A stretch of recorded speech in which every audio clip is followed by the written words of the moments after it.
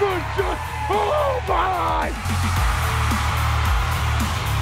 You can celebrate Georgetown! The Georgetown Raiders are Buckland Cup champions! The Trenton Golden Hawks, the RWWIT Cup champions, are going to Coburn. Back to Minerva. Shot scores! And the Coburn Cougars are the Royal Bank Cup champions! Evans bumping, they score! Frank Poche, the game winner, and the Buckland Cup winner!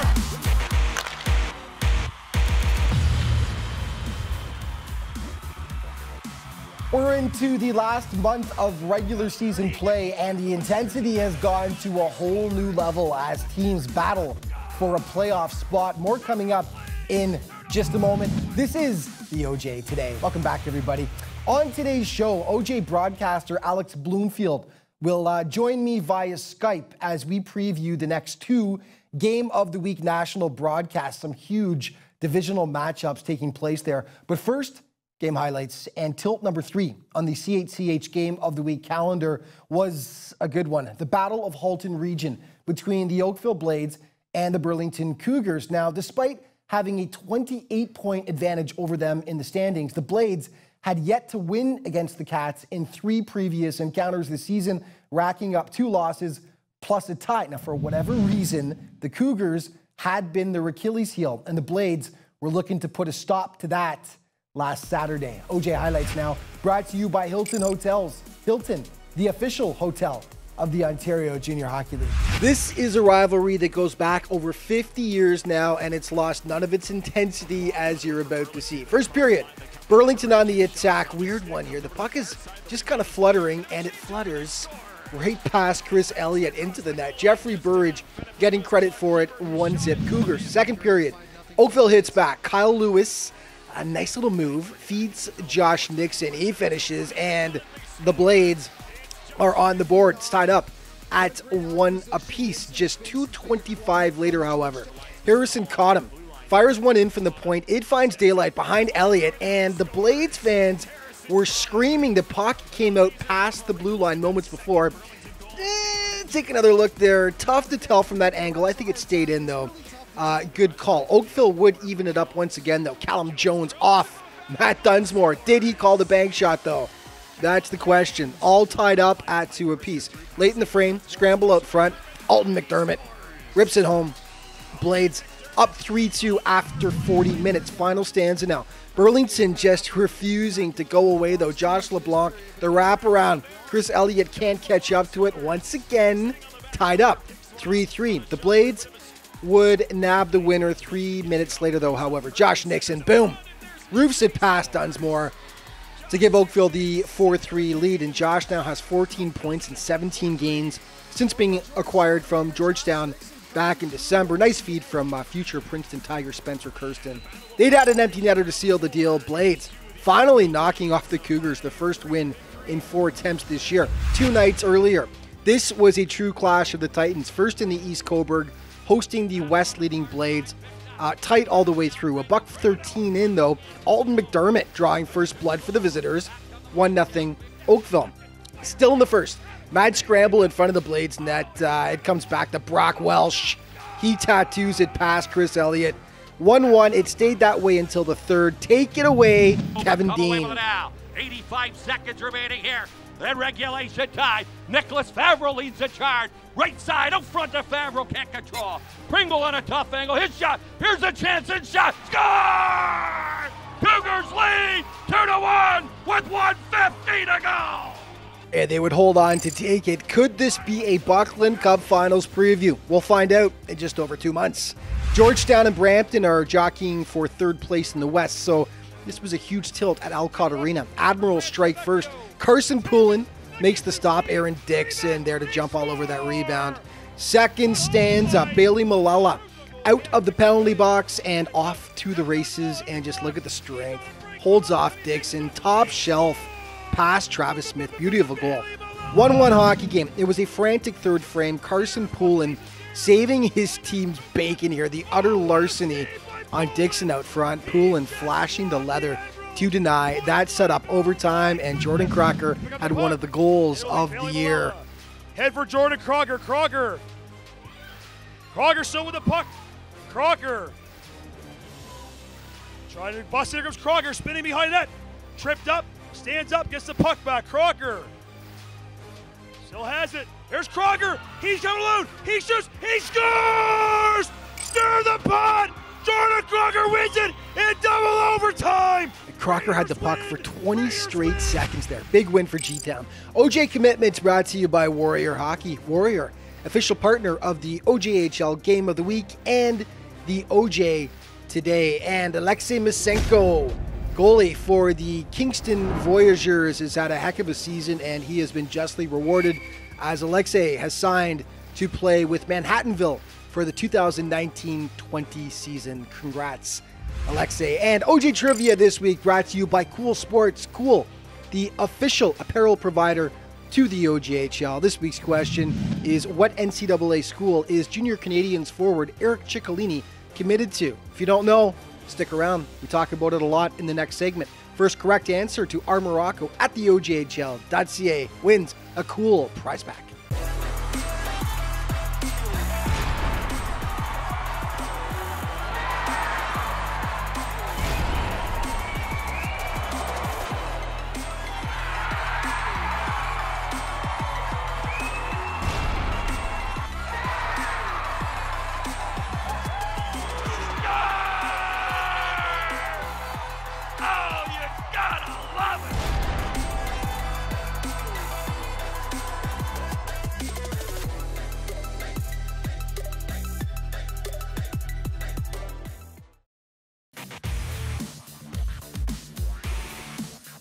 Hey folks, welcome back to the OJ Today. Last year, the Toronto Junior Canadians had the first player selected directly from the OJHL in the NHL draft when Jack McBain was taken by the Minnesota Wild early in the third round. Now, once again, this season, Scotiabank Pond is a hotspot for NHL scouts as the JRCs have two superstars this time around that should hear their names called to the podium in June. Michigan Wolverines commit Eric Ciccolini and future Clarkson Golden Knight Costa Manikis. We take a closer look now at what makes them such hot commodities in this week's Player Spotlight, brought to you by Cliff Bar.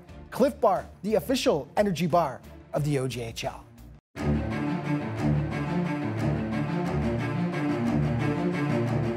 Manikis, nice move as he steps around Kaliski. Rizvan Manikis coming in. What a move!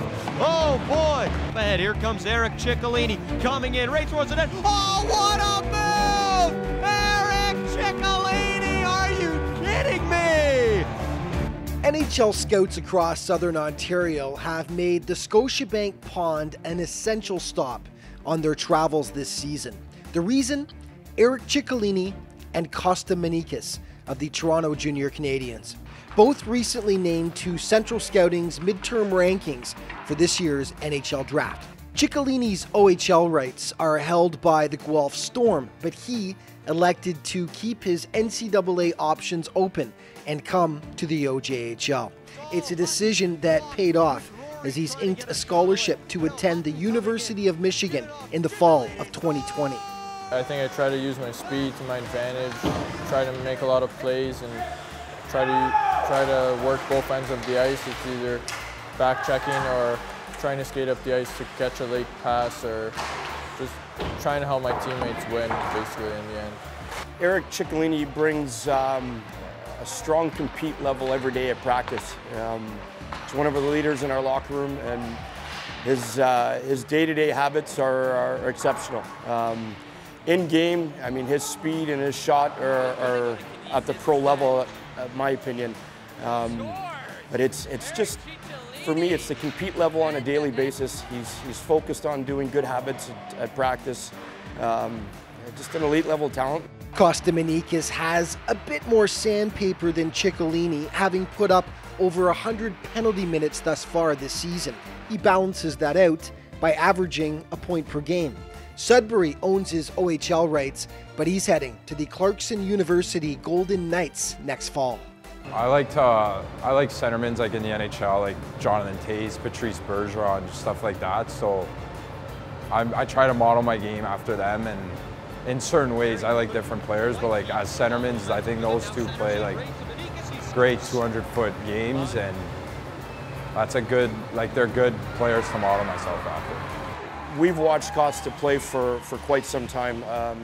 I remember watching him and scouting him in his minor midget year. Same thing, good habits, moves his feet well, protects, and he's able to get pucks up top, and then he's got the size and strength to work his way to the front of the net. He's a big boy, he's strong for his age. Menikis is actually a recent addition to the Junior Canadians, having been picked up from the Stouffville Spirits at the trade deadline. And as an added bonus, he and Ciccolini played together for years with the Vaughan Kings organization before going their separate ways when they entered the OJHL. They've now been reunited on the same line with the JRCs. Good playing with Costa. It's another great player that we got to our team. I think he brings a lot of the good playmaking abilities, a lot of uses his speed. It's taught me a lot too, keeping up with him, and you know, like even like in games, like when I give it to him, he'll give it right back, and we generate right to the zone. So like playing with him's great. I know Eric was in my office right away, asking to play with him once the deal was done. So you know, to no surprise, obviously we wanted to keep them together and let them develop that chemistry that they created a few years ago in minor midget. For the dynamic duo, there's obviously added pressure, knowing that each time they step on the ice, the eyes of the NHL scouting community are following their every move. Obviously it's great stuff, like being ranked and being recognized as a player to watch, and then finally being ranked on the midterm, but I don't like look at it and take advantage. You gotta really work hard for this obviously dream of mine. There is obviously pressure, as you gotta play your best every time you step on the ice, and you know there's scouts coming. I think you just gotta do what you gotta do best and try to play to your full potential every time you get on the ice in every shift. With Jack McBain being selected in the third round of last year's NHL draft by the Minnesota Wild, plus two likely selections this time around in Ciccolini and Menikis, the JRCs are turning into a hotbed for elite junior talent. You know, I want to prepare these two, or help prepare these two, not just to get to Clarkson and to Michigan, but to have success when they get there. I want them to be able to step in and play immediately. You know, you don't want to go through, you know, that freshman year where you're in and out of the lineup. We hope we can prepare these two young men that once they step foot on campus, they're prepared both off the ice and on the ice, and prepared and ready for immediate success once they get to school. Back the other way, sending it across, towards the net, they score! The Toronto Junior Canadians.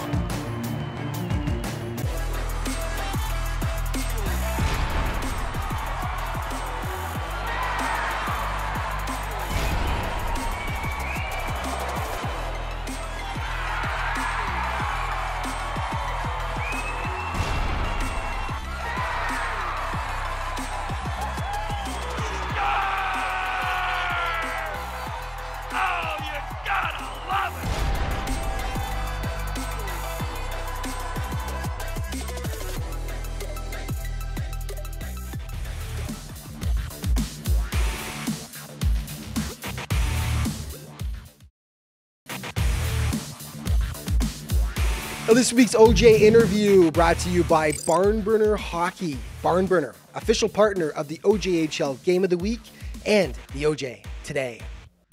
Hey everybody, welcome back to the OJ Today, and joining me now is my partner on the CHCH Game of the Week broadcast, Alex Bloomfield, to break down last week's game and look ahead to what's upcoming. Alex, welcome back. Hey, thanks for having me on. Can't get rid of you these days. Yeah, no, it's way too much of each other, buddy. But let's start with last Saturday's CH Game of the Week. The Oakville Blades hosting the Burlington Cougars, the Battle of Halton Region, a rivalry, as you know, that goes back over 50 years now. It was interesting, though. 28 points separated the two teams in the standings. Oakville, of course, leading the West, and they're ranked as a top 5 team in all of Canada, yet Burlington had yet to lose to them in 3 encounters this season. Once again, they gave them all they could handle. Yeah, Burlington was hot out of the gate in this one, and you know, I think there were times where Oakville pushed the play the majority of the game.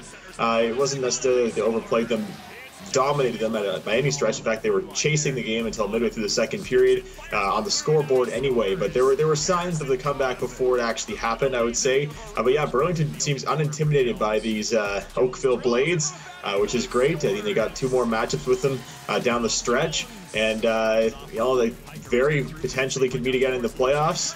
And I think a lot of the teams outside of this West Division would like to see the Burlington Cougars take on the Oakville Blades, because they, again, coming into this one, had taken points in 3 and very nearly did again in this game. So Oakville just a little bit too strong in the end on home ice and able to pull off in regulation this time. And a definite edge to the game as well, which is pretty much always the way it is when these two squads get together. But some big hits, and at times it got downright nasty, didn't it? Yeah, it really did. There were a couple points. I mean, obviously there was the blindside hit away from the puck in the second period that, you know, really set things off. And I think that, yeah, the Burlington Cougars like to brand themselves a physical team, but Oakville out physically played them in this game. They came out throwing their weight around. I think wanted to show them up a little bit in that end of the ice, and I think they did ultimately assert their authority in that position, to some surprise. I think people watching the game. The other thing I noticed throughout the game was the battles along the boards. And it seemed to happen every other shift out there. There was just a long 2-on-2 battle. The puck's not going anywhere, and most of those were in the Oakville end. They just killed the Burlington pressure they had. They get a whistle in the road end, or they would just come away with that battle. They definitely had the majority of those wins along the boards. Well, let's look ahead to next week's CHCH Game of the Week broadcast. 2 teams you know extremely well, of course, the Aurora Tigers hosting the Pickering Panthers. Of course, you are the play-by-play man for the Panthers. What can we expect from this tilt? Yeah, well, the Pickering Panthers, actually, they've had Aurora's number all season long. Actually, they've really had no trouble with the Tigers, despite being behind them for the entire season by upwards of 20 points. Now it's down to about 15. But the slump of the Aurora Tigers it's rectified itself a little bit, but they're barely treading water at this point in the North Division. On home ice, they're a tough team to beat anytime, so it's going to be a little bit tougher for the Panthers on the road. But hey, the Pickering Panthers, with Aurora and Newmarket, had no trouble with them this season, despite being well back of them in the standings. This is, I'd expect an evenly played game. The Panthers seem to be able to score a lot more lately, which is good. They had a lot of trouble doing that for the opening 3 months of the season. That's turned around, making them a lot more competitive across the board, really, with the Panthers. Got about 1:20 left here, Alex. 2 weeks from now, we finish things off with our last broadcast. Should be an epic encounter. We head east for a divisional matchup in Cobourg between the Cougars and the Trenton Golden Hawks. Teams that are neck and neck for first place in the East at the moment. There will be a ton riding on this game, needless to say. Yeah, talk about a couple places that don't like each other, teams that don't like each other. Harkens back to a couple years ago when they were both tops in the country. Yeah, it's going to be a good one. A battle down for the East Division. I expect it to be teams then maximum maybe 4 or 5 points, potentially even tied going into that game. And yeah, not a lot of season left when these two come together to finish off our broadcast. So yeah, I'm expecting a good tilt within the division, and pretty good atmosphere out there. 2 of the best, most supported teams in the league. So hopefully we get a raucous crowd to take that one in down the stretch. It should be a lot of fun. I will see you, my friend, next Saturday in Aurora for the next Game of the Week broadcast. Thank you so much. All right, see you then. Here is the remaining schedule for the CHCH broadcast. February 16th, Pickering at Aurora, and we finish things off on the 23rd. Should be a doozy. Trenton at Cobourg in an East Division tilt. A reminder, the Scotiabank Fan Favorite Award is back for another season. The current top 5 is this: Ryan Bazana, Matthew Bumstead, Marcelo Pericao, Keenan Stewart of Burlington, and Brandon Yeamans of the North York Rangers. To cast your vote, you can head to ojhl.ca, and last season broke all kinds of records as nearly 84,000 votes were cast by OJ fans for their favorite player. Aurora has lost 8 of 10 right now. They were desperate to get something going against the Junior Canadians last weekend. They did break the ice in the second period. OJ's leading scorer, Joe Mitzi, making it 1-0 for the Tigers, but the Canadians would draw even courtesy of the Sherman David Sherman, roof daddy, gorgeous shot to tie it up at 1. This went to overtime, and after an extended period of battling along the boards, it's Sherman finally picking it up, and he will nab the winner, his second OT winner in less than a week, as the JRCs briefly move into second spot in the South with that win and add to the woes of the Tigers in the process.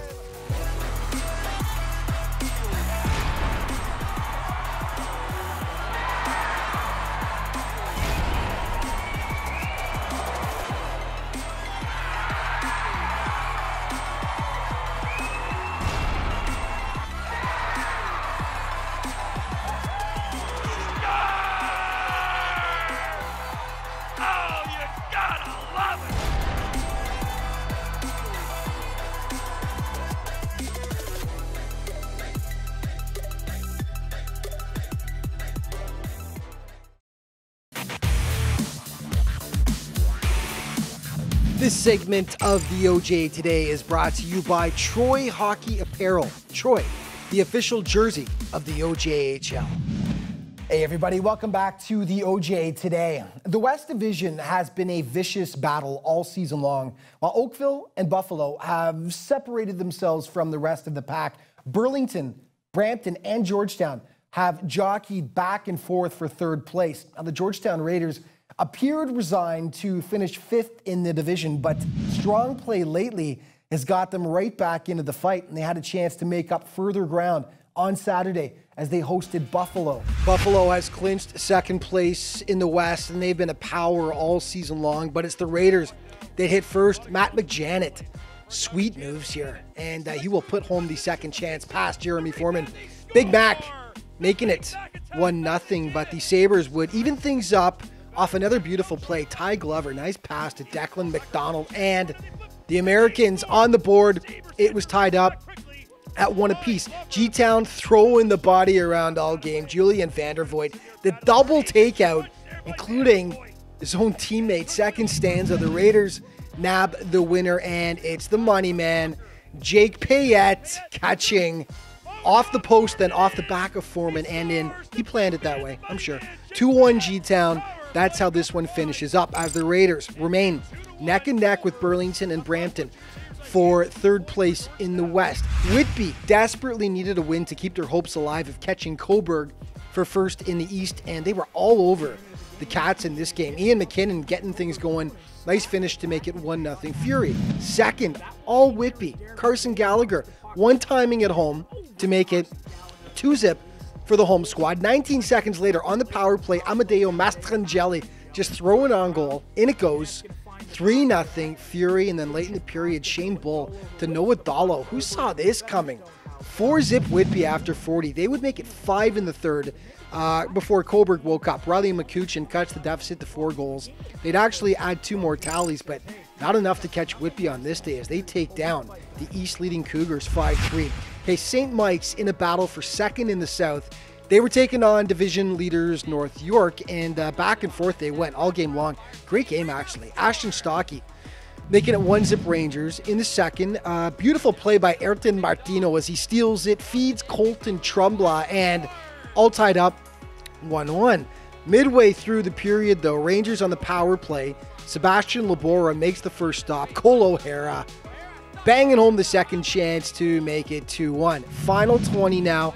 Evan Tanos slides it across for Jonah Alexander, and once again, they were all tied up, but Austin Brimmer changes that 4 minutes later, just kind of dribbles it past Labora there, and to give the Rangers the lead once again. And then Jonathan Hampton saunters out from behind the net. The backhander finds daylight, and the Rangers have a little cushion up 4-2. 10 seconds later, Graydon Gottschalk will put it past Labora.